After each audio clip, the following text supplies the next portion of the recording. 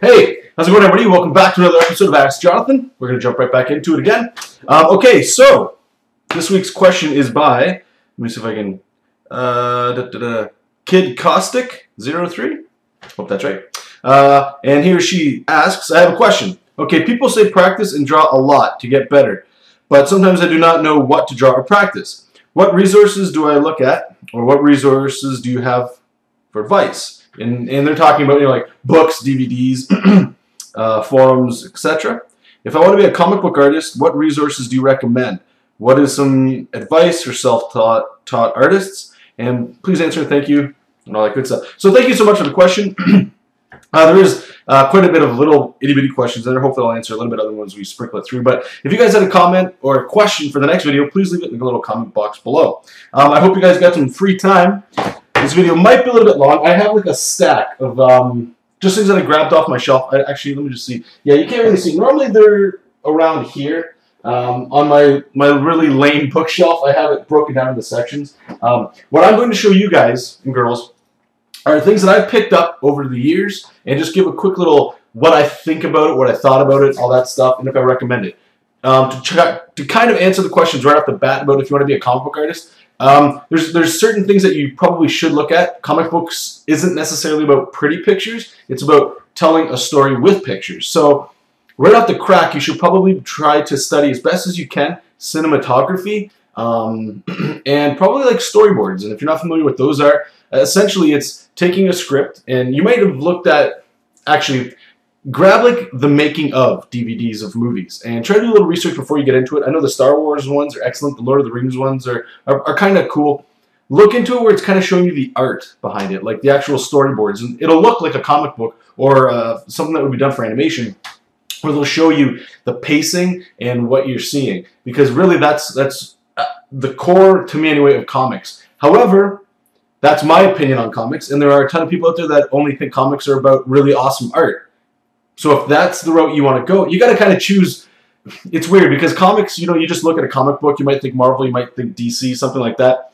But comics are different for everybody. What do you like when you read your comics? Do the artists really matter to you? Do you prefer storytelling? You got to kind of find out what artist you want to be. Do you want to be, and if I don't want to step on toes, but like guys like Jim Lee and stuff, he's a really awesome artist and stuff. I loved his stuff for a long time. I haven't really followed it too much lately, but he's really a really good pinup artist. And I don't mean that as a slap to his storytelling abilities, but if I were to put his storytelling up against somebody like Frank Miller or Eduardo Rizzo, I talk a lot about him from 100 Bullets, those guys to me tell a better story. Their art is much different.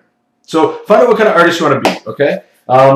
And take the best route that you can. Hopefully I'm answering that a little bit. I know I'm kind of diving all over, but let's just jump into it because then I have a stack here. Okay, so this book here is called Anatomy for the Artist. Let me just make sure it pops up there. This is like actually hardcover. I'm not a big fan of hardcover books. They're kind of like a pain to work with. But I forget how much I paid for this. It was actually pretty pricey. Yeah, on the inside cover it says $60 Canadian. I don't know if I paid that. I probably got this off Amazon. I don't know if I can show much of the art in some of these things because this is all naked people. And I don't want to get the video flagged. However, what this book was really cool at doing is, let me just make sure I got in there, is showing light. Okay? You could actually go in here. There's some things in this book where it's actually got like wax paper, like see-through paper. And what it'll have is like, let's say a naked guy standing there or a naked girl. And that wax paper on one side, even though it's see-through, when you lay it over the other page, it's got a skeletal system. So you can actually see where the skeleton falls in on like muscular people and stuff. However, that book was really awesome for showing light and shadow. I don't think I would buy it now that I know about it. Again, depending on what you want to do. From an art standpoint, there are more resources online now that are probably free for shadow and light. However, if you've got a little bit of money or if you're at the library, I would check it out because it's, it's really good quality. The contrast to light and stuff is actually pretty good. There's actually another book I should see if I have that I had to go with that. I don't have it here, but the title of it is The Figure in Motion. And that one is a much cheaper version of that. However, it's got people doing like poses and stuff. So ultimately what I'm trying to get at with these books is it's not just anatomy where it's a naked person, kind of like what you would do in life drawing. Some of these, they have people jumping in the air. They got action. They've got motion. You can see muscles twisting and things like that that you don't normally get when you just look at like it might sound weird, but I know some people, they look at not necessarily porn videos, but like, you know, those still shots or whatever to try to get anatomy. And I know that sounds really weird to some of you people out there that might not do that. And if you don't do that, that's cool. But there's certain positions that people get into. This is getting really off topic, but there are certain positions that you can only really see when somebody's specifically taking photographs for an artist. And an example I just said is like people jumping through the air, flying, bending, maybe throwing weapons and stuff. So try to spend a little bit of money if you have to find topics that are like that, and not necessarily just people standing there, like things that you might get in like a magazine or something like that. Now this here, I used to do this a lot when I didn't have too much money. Not that I have a lot of money right now, but I would get these binders, just regular binder, and I would waste an entire cartridge of ink. Finding material that was online that was tutorials by people. And, you know, I couldn't find the books where I was at the time to get this stuff. So this might be arguably illegal, but if you got to do what you got to do. So in this one, actually, one of my favorite artists, Greg Capullo, he did a lot of tutorials for an old magazine called Wizard. And what they would do here, I'll just give you a quick shot, kind of so you can see what's in there. And what he's doing is basically just showing you and breaking down ideally how he likes to work. And what I find what Greg did really awesome is that he's kind of cartoony in the way his approach goes, but you know, his fundamentals are all there. Especially there's some cooler pictures I can show you guys. You know, like this would be your basic stuff that you get in like any anatomy book. Those are blown up proportions for comics, you know, like his kind of style. But what he's doing here as well is he's showing you something to make it a little more interesting. So like for a female, how you would arch certain things to make her look more I guess it'd be, I don't want to say sexual, but make her more female, you know, instead of, even though most females, they just walk around normal. They don't walk around with their butt sticking out. Where is this episode? Where is this episode going? Okay, so right here, he's actually going into the meat and potatoes of comic books right here. You're not going to be able to see much of this, but this is the kind of stuff you want to be looking for. He's actually talking about pacing and storytelling, and one of the things that changed how I look at comics is one scene here. Let me just see if I can get it. Right here, storytelling and pacing. What it is it's a grandmother. Let me just get it up there. Grandmother giving a little kid cookies. So she reaches into the cookie jar and ends up pulling a gun and shooting them. And there's like robot stuff coming on, so it doesn't look too bad. So that's 3 panels, and the pacing is kind of, you know, quick.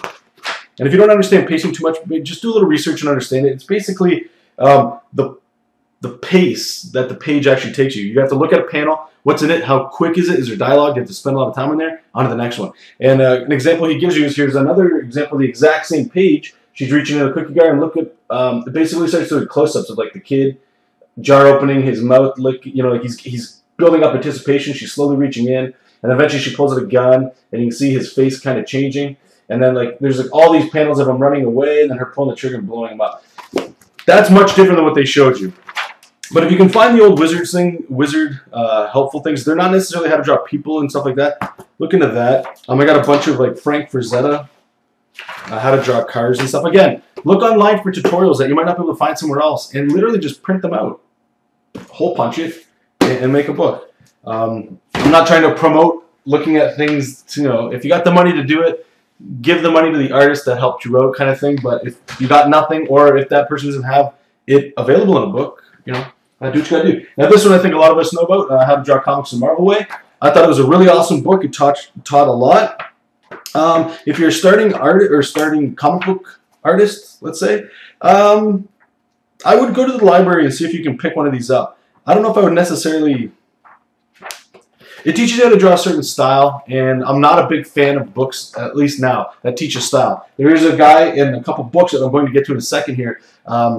His style is I don't want to say everywhere, but a lot of people like it because when you want to learn anatomy, right away people, and I did too, they want to draw cool looking things. So if I look at an anatomy book and it's a realistic guy, that might not be cool. But if I look at somebody that has like stylized anatomy, I might want to start drawing like that person, which kind of helps you develop your style, but you're not learning fundamentals. So that's something you got to be a little bit careful of. And that book, the How to Draw Comics the Marvel Way, doesn't necessarily teach a style, but does lean itself towards John Buscema's style, or Buscema, people call him different stuff. I would definitely check it out, though. There's some good information on there. I think it's a cheap book, but check out your library if it's there. Now this book here, this is actually the one anatomy book that I wish I had growing up. It's kind of expensive, but I think it's worth its weight in gold, honestly, and I don't think enough people talk about it. And the style of this artist, I found out, I don't even think it's the same guy, but he kind of draws like this, and I found out a similar method on an awesome forum called conceptart.org. And that's when I was really getting into, trying to do concept art for video games or movies and stuff. But the book anyway is called Figure Drawing, Design, and Invention. And I've kind of talked about this here and there on the episodes that I've done before. This was by Michael Hampton. Just so you can see, well, let me cover up our boobies so we don't get in trouble. But it's a different type of book. Like it doesn't just necessarily show you like how anatomy flows into things. This would be a good example here. So this is going to look complicated if you're not that into anatomy, but what he does is he starts to color code things so you can break it down easier. But not only that, he has these things called keystones. And what keystones would be, like let's take a look at the back. You see that shape right in the top right here, this one, that blue shape? He tries to get you to memorize shapes like that. And then he shows you kind of where they connect. And then throughout the chapter, you'll start to build volume on it. You'll start to understand how it contorts and things like that. Awesome stuff. Those are the shortcuts you want. Perfect example, shoulders. Again, he shows you where the keystones are, where they're placed. This is the stuff, for me, that a comic book artist should really be looking at, because as a comic book artist, you have to be able to draw anything and everything. You might be really good at something, and if you're fortunate enough, you can get your content that people want from you, that are willing to pay you the money, and you'll be able to do that. For me, I love superheroes, so anatomy is a big deal. In what I like to do. I have seen people that draw superheroes in very simple lines, and people love it. So again, it's finding what you like. Okay, you don't have to know every single abdominal muscle that connects to a rib. You don't have to know all that. It's good to know it, but again, comics is mostly about storytelling and what you want to tell when you're doing your stories. However, going back to that, like I said, you have to be able to draw. Like, you don't know what scripts you're going to be getting, at least when you're starting out. And I would highly recommend picking and choosing what you get. Don't take anything that comes into your door. I can remember one thing. There's a few projects I had when I was younger, and the scripts were basically, it's like a drama, and there's no superheroes, no powers, there's nothing special in it, which doesn't mean it's bad, but I just took it for the work, and it's mostly all the characters just walk around in suits. It's kind of like a detectives thing, and there's just no love in it. I was doing the work, but it's like, man, I want to draw, like guys punching each other with like into the cement, and chunks ripping up, and their costumes are getting ripped up, and veins are popping out, and people are just having it just looks like chaos. That's the stuff I like to draw. I just like to draw the powers and things like that. But pick and choose what you like. However, even though I'm doing those superhero books, you never know when somebody might ask you to go some complicated combat scene where it'd be like you have, let's say, I don't know, Super Guy versus Bat Dude, and they're fighting. And what the script asks for is, something crazy like the one guy goes in to punch, but the other person has to block it, and then do some arm twist, snap the guy's arm, and disable the guy. That's pretty complicated stuff. How do you choreograph that, right? That's crazy. Some people, they'll stand in front of the mirror or the camera, and they'll actually maybe get a friend, a brother or sister, or their significant other, and kind of just lightly, like role play the scene out so you can memorize it. And this kind of going into animation, that thought process of actually doing it yourself and taking pictures of all the scenes and the angles you want. That's great stuff, and I would highly recommend it. However, if you can learn specific things, let me just see if I got one for the arm here. If you can learn specific keystones, I'll call them because it's such an appropriate word. If you can learn that, you don't necessarily always have to get reference for everything. If you had to do something quick, you could actually hammer it out because you're understanding more where things connect, where things should connect. So it's not all just total guesswork. The last thing, I feel like I'm going into this video too much with this book, but real quick, just another example. Like that shape at the top, what the heck are those? Those are like beer bottles upside down. But he shows you like that's the neck muscle, kind of like how it goes. So it's not, here's the whole neck, draw it and learn it, because it doesn't really teach you much. It's volume shapes that change. Like when your neck is stretched, that beer bottle shape is really thin. But when you do this, it gets bulky, it can get fat and get chunky and stuff. So anyway, out of all the books here, there's one other book, and I'm sure most of you could probably guess what it is. I talk about it all the time. That book and this book, just stop the video and I think you'd be okay. This again for anatomy. Storytelling, that's different. That's a little bit different. Now this guy here, I'm just going to show both of his books. This is probably one of the first people that I started getting into. Bern Hogarth, this one's dynamic anatomy, and this one's dynamic figure drawing. And this is basically what he means by dynamic, you know, like foreshortening, people coming at you. There's some really good techniques in here, but this was the guy I was telling you about where he's very stylized, okay? Now you look at this, and that looks really awesome. He's showing you volume, he's showing you shape. Really cool stuff. The problem is this doesn't teach you jack about when a person flexes, what muscles are introduced there. All you're learning is like an arm at a certain angle looks this way based on the drawing. And he kind of talks about how it's going, but like I can tell you right now, when you look at this, and it looks awesome, don't get me wrong, this is great art. This does not teach you anything compared to, let me just see if I can get another foreshortened picture here.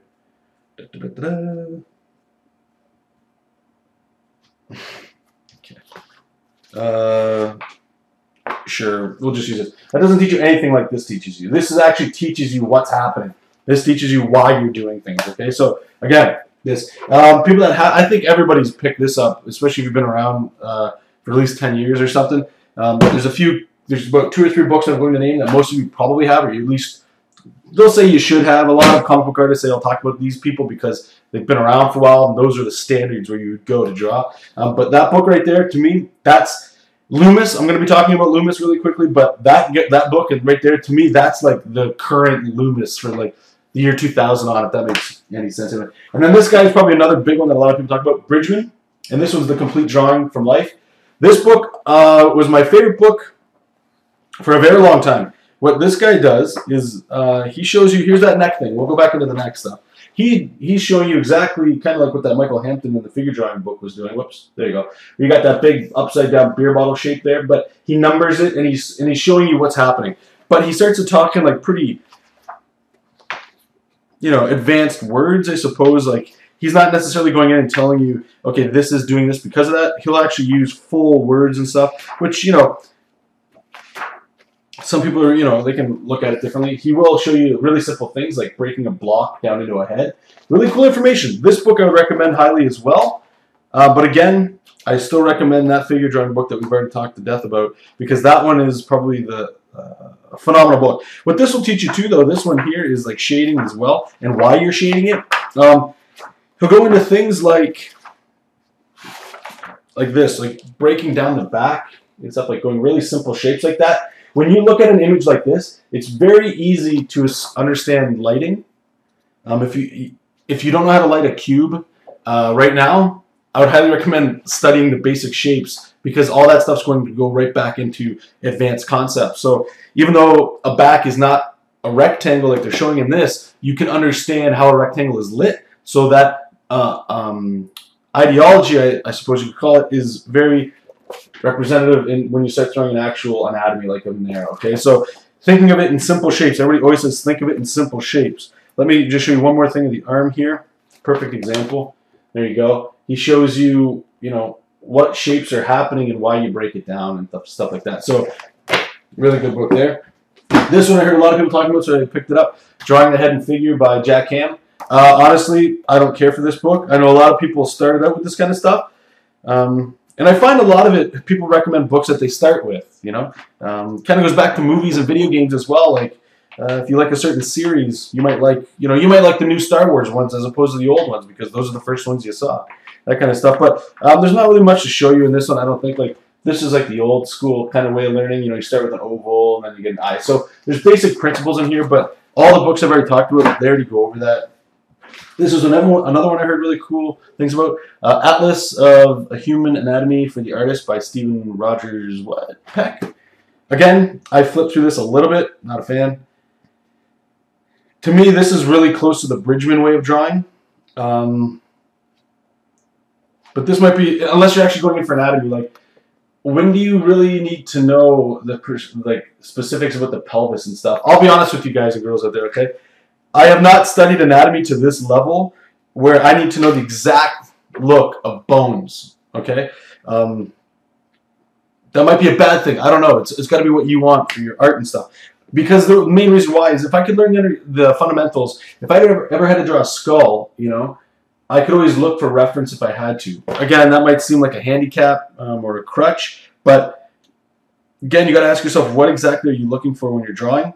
So I don't know. This one's kind of a cheap-ish book. It kind of goes over races of people, ethnicities and stuff, and I don't want to say overweight people and skinny people, crying. This is kind of cool. The lip shape when people do things. But, you know, don't underestimate the power of a mirror.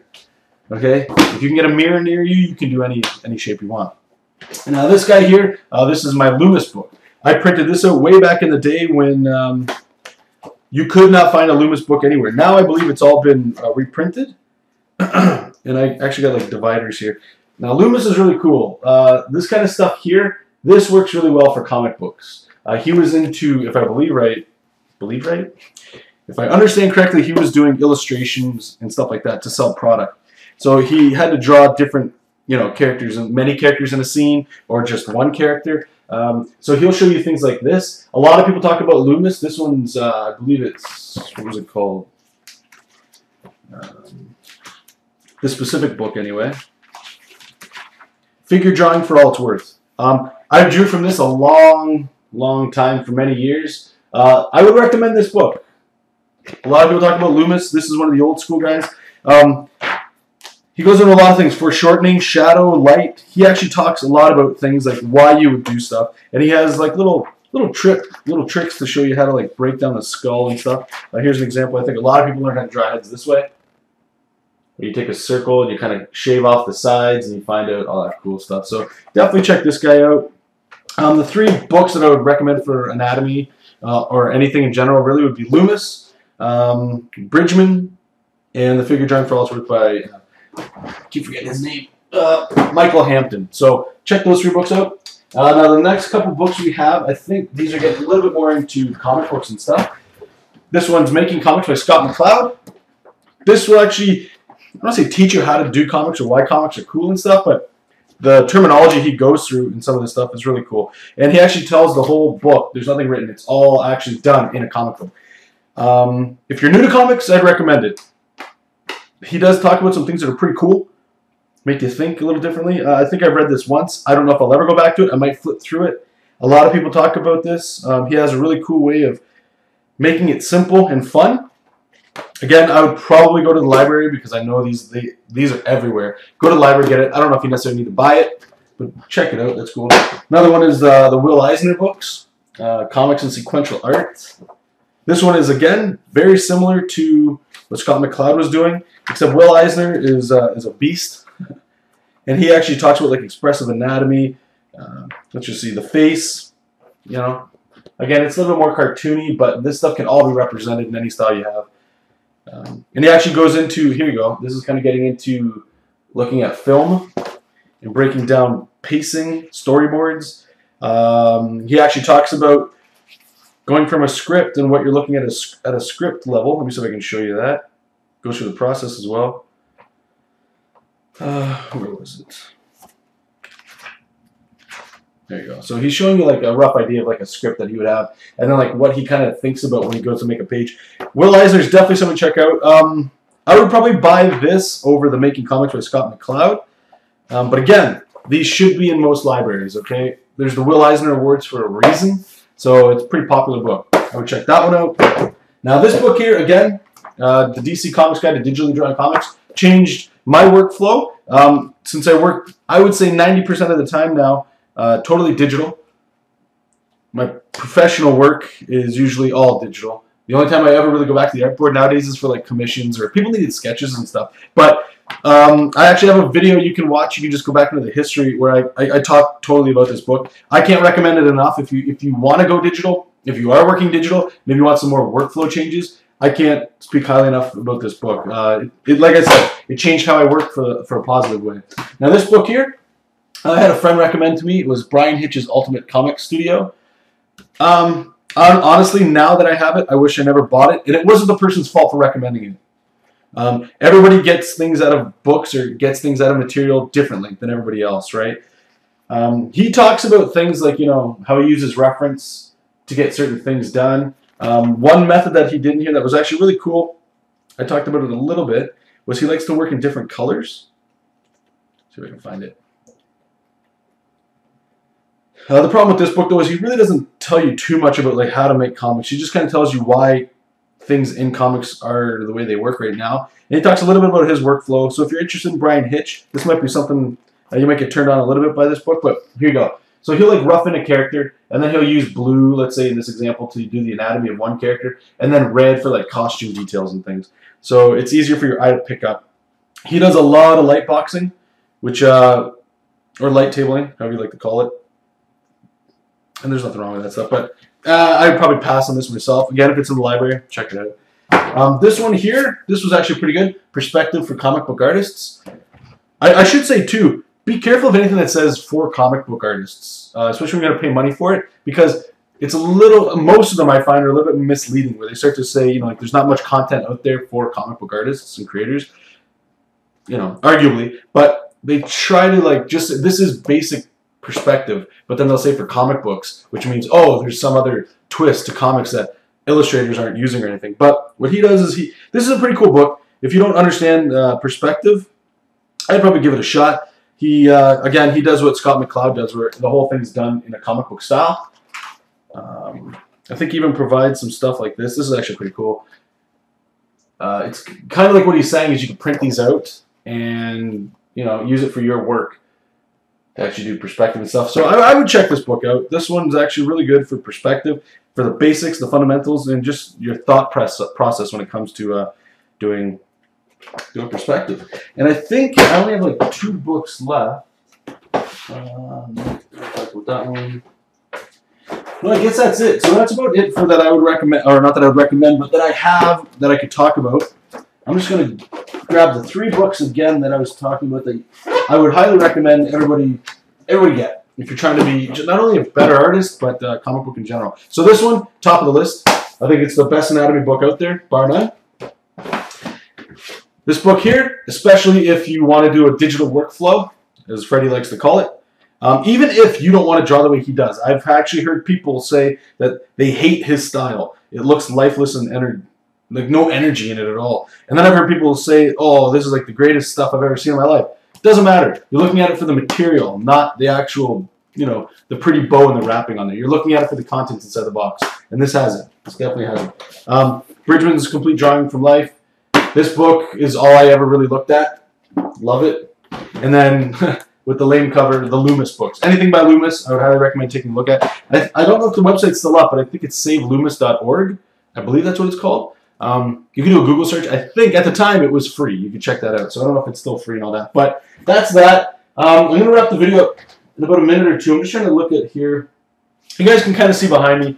You know, I got Dragon Ball Z mangas up here. I don't have a huge comic book collection, but you know, I try to get my stuff that I know that I really like certain styles. And the reason for that is, if I'm making comics, I would like to look at comics and see what my favorite people that draw comics are doing.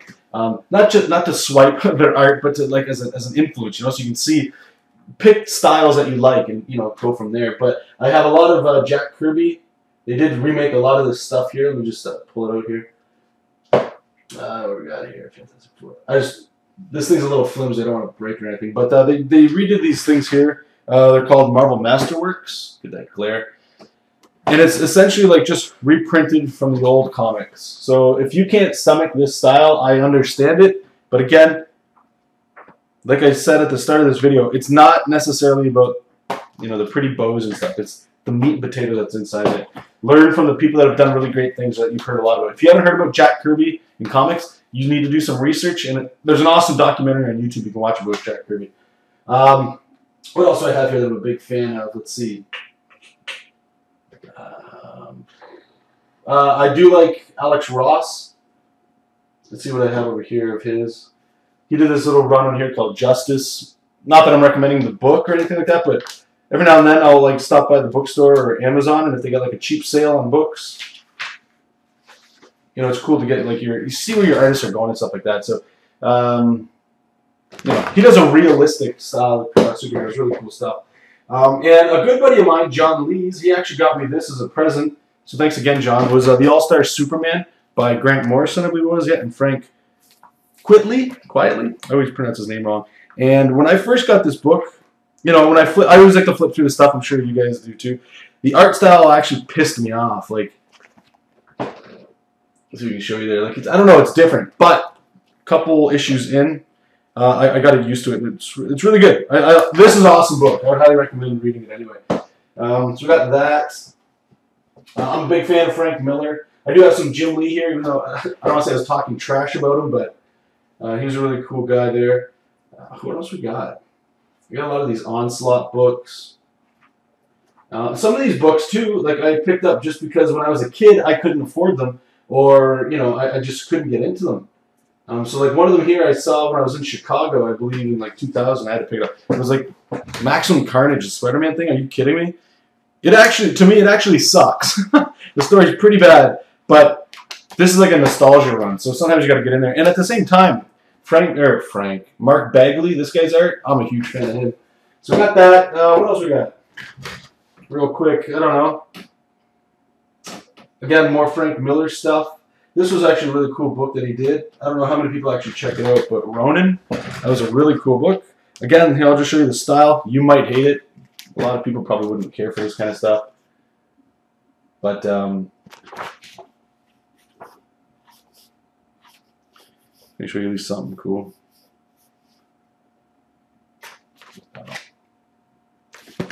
It's the storytelling stuff you're looking at. Now here, I'll just quickly talk about this one. This one is 100 bullets, okay? This stuff, oh man, if I had to pick like really like only like 3 or 4 books, anything 100 bullets I would definitely get. His style is phenomenal, and the way he breaks down light and shadow is incredible. Let's see if I can find something that's a really cool example of it. I love when I have to show examples to you guys, and I can never find them. Sure, we'll go with this one. Okay, so we got a guy pumping gas up here. Now, look at the way that shadow is coming off the car, and then the guy is actually in shadow and stuff. A good recommendation that I like to do is sometimes I'll go through a new comic script of like a new book that I'm working on or something. And let's say it's a guy's going to a gas station or something. I'll read the script, I'll look it over, get an understanding in my mind of what's happening. And then what I'll do is I kind of go through like, I don't know, like a stack, and I just flip through them, literally like this quick. Maybe I take a little bit of time. And what I'm doing is I'm trying to build a catalog in my mind. Some people call it swiping.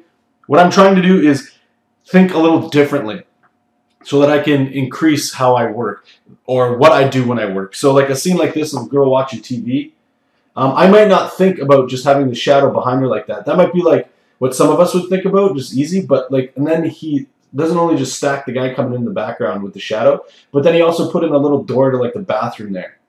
That's cool stuff. That's stuff you might not think about, you know? And so yeah, that's maybe a little thought process of like how I go through stuff. But there's that. I'm a big fan of Invincible. I've talked to that to death. And then I have like art books and stuff over here that are from video games. I got God of War, like things that you like, you know, things that are like, I don't know, things that kind of like turn you on a little bit. Let's see if okay, I'll just grab 2 quick books. And I'm going to break the shelf, I know it. Okay, so this one's a really fantastic artist named Brahm. Let me just see if I can show you some of his art. See, like this anatomy is what I really dig, like this kind of beefy, fat stuff. Anybody that looks at my stuff, I'm sure you can see the anatomy. I always draw muscular guys. I don't know what's going on there. Let's see if I got something else cool. Actually, if you guys are old PC gamers, he's the one that did the Doom cover. You guys like his stuff? He still does like Magic the Gathering cards and stuff. But yeah, you don't always have to just look at comics, right? You can look at painters. You can look at anything. Movies. Just look at stuff that turns you on, you know, like gives you ideas. Don't swipe the ideas. Just hang on to it so that if you ever had to go back to learn. You want to learn why these people are doing what they're doing. Even all the anatomy books that I started off with, you're learning the concepts that they're leaving behind. That's the idea. You'd never want to just go in there and do something like this. Like, that's an awesome picture. That could easily become Sabretooth, let's say, from X-Men. You do not want to just draw Sabretooth exactly. Like, look at this on your desk and just draw that as Sabretooth. You'll get caught doing that kind of stuff, and it's a dangerous game to play because you're not teaching yourself. If you got deadlines and stuff, hey, that might be a little different. Just be careful when you do stuff like that. Now, another example here, Capcom Design Works. A lot of people are talking about this book. I had to pick it up. I love Capcom. This is cool. This is like a lot of their things from video games. So you might have like cheesy CG stuff, old school from like Resident Evil, and the styles are a little different. But this is giving you like character, you know, designs and stuff. So here's some of the game I don't think I ever played, but you know, just different styles. And then of course they've got like their Street Fighter, giant mechs, X-Men versus Street Fighter.